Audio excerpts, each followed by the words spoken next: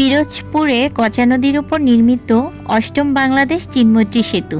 আজকে আমরা সেখানেই ঘুরতে চলে আসছি। সাথে আমার জামাই আছে, তারপরে ফুল ফ্যামিলি আছে।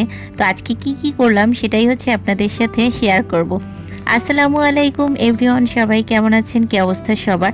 একদম রেডি শেডি হয়ে ভাই বোন মামি জামাই সবাই মিলেই চলে যাচ্ছি আজকে বেকুটিয়া ব্রিজে।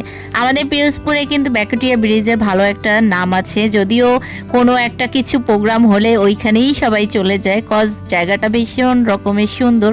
আর আমাদের পিরোজপুর শহরটা খুবই ছোট সিমসাং, বাট তার মধ্যে মোটামুটি সাজানো গোছানো। দুপুরে খাওয়া দাওয়া করে রেডি শেডি হয়ে সবাই আজকে চলে যাচ্ছি বেকুটিয়া ব্রিজের উদ্দেশ্যে। আনিস হচ্ছে আগেই আমাদের জন্য একটা অটো নিয়ে আসে, আর এই অটোতে করেই আজকে চলে যাচ্ছি। আমাদের পিরোজপুরের রাস্তা দেখছেন কত সুন্দর, তাই না? দেখতে হবে কোন জায়গা। বরিশাল পিরোজপুরের মধ্যে সব থেকে ভালো একটা জায়গা, আর এখানে কিন্তু শিক্ষিতর হারও অনেক বেশি। পিরোজপুরে জন্মগ্রহণ করে আমি আসলেই অনেক গর্বিত, কারণ আমার এই শহরটা কিন্তু ভীষণ রকমের সুন্দর। ছোটখাটো শহরের মধ্যে সবকিছুই আপনি পেয়ে যাবেন। এখানে কিন্তু আমার শৈশব কেটেছে আর অনেক স্মৃতিও রয়েছে, যার কারণে আমি পিরোজপুর আসলে সব জায়গায় মোটামুটি ঘুরি, যদিও আমি খুব কম টাইম থাকি। বাই দ্য ওয়ে, আগে বলেন আমাদের দুজনকে কেমন লাগছে? একজন পাঞ্জাবি আর একজন শাড়ি, যদিও আমরা ম্যাচিং করি নাই, তারপরেও কেমন লাগছে বলেন?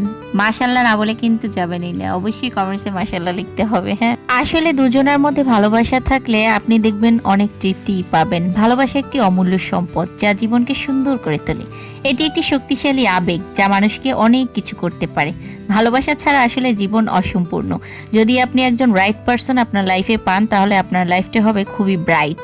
যাই হোক, আগে বলেন আমাকে শাড়িতে একা কেমন লাগছে, আর এই যে নদীর পাড়ে কেমন লাগছে? আমাদের পিরোজপুরটা কিন্তু অনেক সুন্দর, সেটাও কিন্তু বলতে হবে। যারা পিরোজপুরের বাসিন্দা তারা অবশ্যই সাড়া দিয়ে যাবেন কমেন্টসে, না হলে আমি কিভাবে বুঝবো যে আপনারা পিরোজপুরের বাসিন্দা?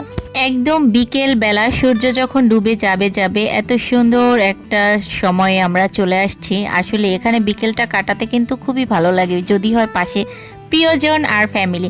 আসলে আমি না শুধু প্রিয়জন না, আমি ফুল ফ্যামিলি নিয়েই সব জায়গায় যেতে পছন্দ করি, কারণ আমাদের ফ্যামিলি বন্ডিংটা খুবই ভালো। নানু বাড়ি দাদু বাড়ি আর এখন যে শ্বশুর বাড়ি হয়েছে সেটাও খুবই ভালো, আলহামদুলিল্লাহ।